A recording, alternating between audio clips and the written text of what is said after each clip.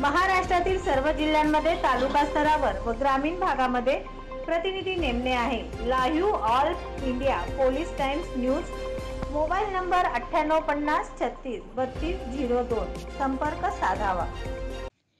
15 दिवसात आचारसंहिता लागेल, अजित पवारांचं विधानसभा निवडणुकांबाबत मोठं विधान।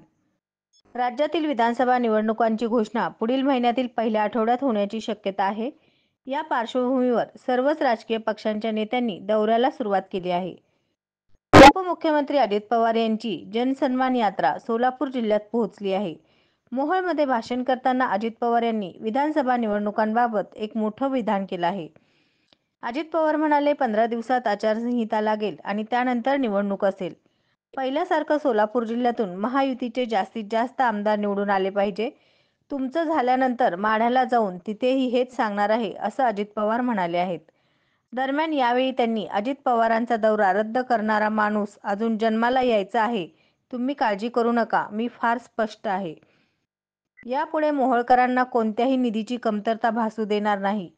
सर्वांनी भरभरून पाठिंबा आणि आशीर्वाद दिले। मिळालेल्या पदाचा आणि संधीचा वापर करू। जनतेचा विकास कसा करता येईल यासाठी प्रयत्न करत असतो।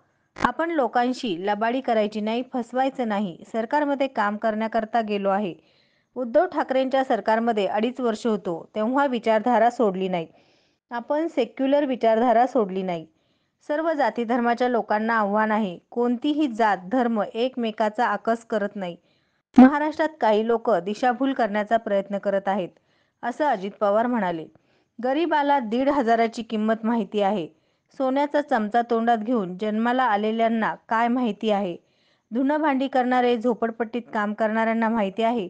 या योजनेला विरोध करणाऱ्यांना कोर्टानं धुडकावून लावलं। विरोधक सत्तेवर येतील तर ही योजना बंद करतील, असंही अजित पवार म्हणाले।